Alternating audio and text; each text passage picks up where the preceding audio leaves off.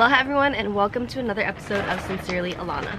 On today's episode, we're going to be talking about the coronavirus pandemic, otherwise known as COVID-19, and the way that it spread, what the symptoms are, how you can play a role in preventing it from spreading, as well as the other effects that it has on our mental health and how to cope with it. COVID-19 is the current pandemic that's going on. I know all of you guys have heard of it. I know you guys have probably heard a lot of this information already. But basically, being a pandemic, it is all over the world. It's affecting people everywhere. It has caused hundreds of thousands of people to die. And so it's really important that we take it seriously. I know that there's a lot of rumors going around that it's a hoax and it's not real. But I know people who have tested positive, who have been hospitalized, and I know friends of friends who have died. So as far away as it may seem for some people, it is a real thing and it should be taken seriously. So what is the coronavirus? What exactly does it attack, and what are its symptoms? So it is pretty well known that coronavirus has a deadlier effect on older people. However, it still does affect youth. It affects young people to the point where they can be hospitalized and potentially die if they're not treated quickly enough. Some people who end up getting the virus might not feel symptoms for up to 2 weeks, but when the virus does cause symptoms, they usually appear as a common cold, including fever, body aches, dry cough, fatigue, chills, sore throat, loss of appetite, as well as a loss of smell. More severe symptoms include a high fever, a severe cough, shortness of breath, and also lines up with symptoms of pneumonia. COVID most definitely attacks your breathing system, your respiratory system, your lungs, but there are also people with COVID who are experiencing neurological symptoms as well as gastrointestinal issues. Some of the neurological symptoms include a loss of smell, inability to taste, muscle weakness, tingling, or numbness in the hands and feet, dizziness, confusion, delirium, seizures, and potentially stroke. Gastrointestinal symptoms include loss of appetite, nausea, vomiting, abdominal pain or discomfort, as well as diarrhea. It's very important that if you do start to get these symptoms, please call your doctor. A lot of them are doing virtual calls, so if you just share with them some of your symptoms, they'll be able to tell you if you should be concerned or not and if you should go in and get tested. The virus is thought to spread mainly from person to person, and this can happen between close contact with people or when a person sneezes or coughs and you walk by them and there's still those droplets in the air. If you inhale those droplets, it is possible that you can also be infected by the virus. There's not enough known yet to say if you do have an antibody or an antigen, if you are still spreading it or if you are still able to get it. So it's just safe to quarantine, stay home, continue to practice all the safety precautions. And even if you do not feel any symptoms but you've been around a lot of people, just make sure to do the 2 weeks of self-quarantine. Another way that the virus can be spread is through contact with infected surfaces or objects. So this is why it's really important to not touch your face, continue, always wash your hands, just make it a habit to really practice all these precautions. The virus can be spread through contact and can also be shed in saliva, feces, semen, sexual intercourse. The studies that have been done are not quite clear yet if it is spread through vaginal fluid, but just be safe. If you are self-quarantining with your family and your significant other, you know, obviously you guys are in it together, but do not, you know, be going out to go hook up with people. Don't be going out and hanging out with a bunch of friends.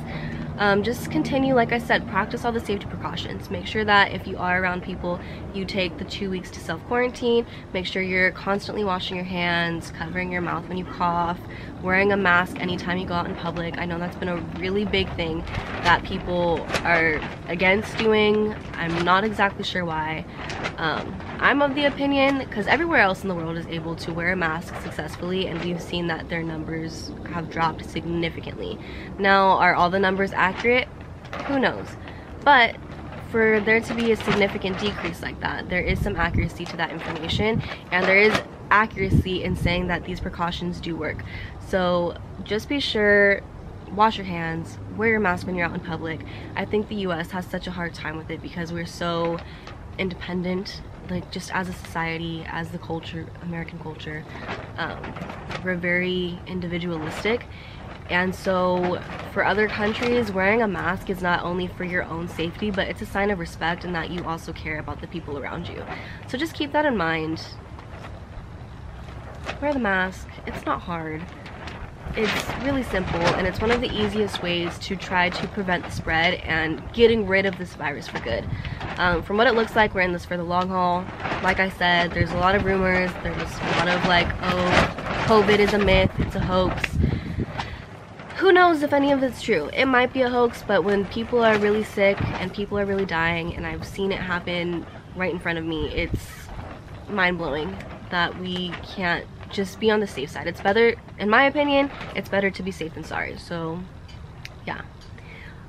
The other issues with COVID that I think is not getting as much attention as it should be getting is the mental health effects that this pandemic has had.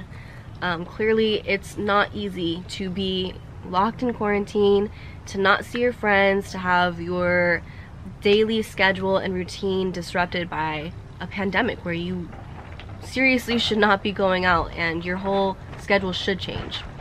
I know for myself personally, when COVID happened, I was losing a lot of sleep, I was having a lot of nightmares, and even though we don't think that it affects us this significantly, it definitely does. There's a lot of anxiety and just having everybody's schedule thrown out of whack, not being able to see the people that you usually see in your day-to-day, when you go to work, when you go to school. It can be very isolating and stressful and anxiety causing, and it can cause loneliness. And there's just, these are the collateral damages on top of the physical health damages that COVID has caused. So during an infectious disease outbreak, there's a lot of things that can happen, and stress can lead to so many other issues.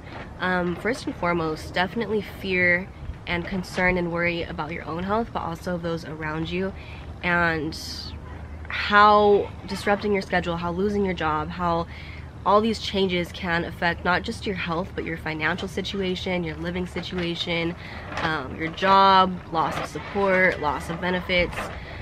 So it's definitely stressful. Stress can also cause changes in your sleeping and eating patterns. It can cause difficulty sleeping or concentrating.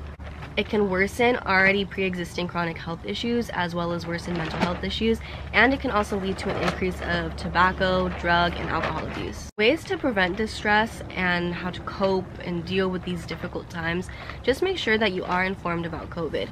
Know what to do if you're sick, know what to do if you're concerned, if you start showing symptoms, know where to get treatment, how to get treatment, where to get tested. But I think the biggest thing is, if you're doing all these things, you know all this information, and you don't feel any symptoms, one of the biggest things you can do for yourself is just take care of your emotional health. Take care of your body. Make sure that you have a support system. Make sure that just because you can't see the people in your life face to face, make sure to call them. Make sure to lean on each other and just communicate any fear or anxiety that you do have. Another big thing is take a break from reading, listening, watching all these news stories. I know for me, especially when not only were we dealing with COVID, but also everything going on with police brutality, the Black Lives Matter movement. As much as I wanted to be involved in acting and watching all the time, it was very overwhelming. And for myself, I knew it was really important for me to just take a week where I didn't watch anything, because it was taking such a toll on myself, my emotional health, my body, and I was not sleeping at all at one point. So taking a break from being involved in the news and everything is so helpful. And I think it'll do, if you haven't done it yet, I think you'll be surprised at how much it affects and improves your life. When you are taking that break, make sure you take time to unwind. Even if you are still reading articles, make that time for yourself. Make sure that you're eating healthy, exercising regularly, avoiding excessive alcohol. I know I've been drinking a lot more than what's normal for me, partly out of boredom, partly out of stress. I know it's not healthy, but just make sure that, you know, I try to be patient with myself. I try to make sure that I don't overindulge. So it's just really important that you monitor how well you're taking care of your body. Another tip is to connect with your community.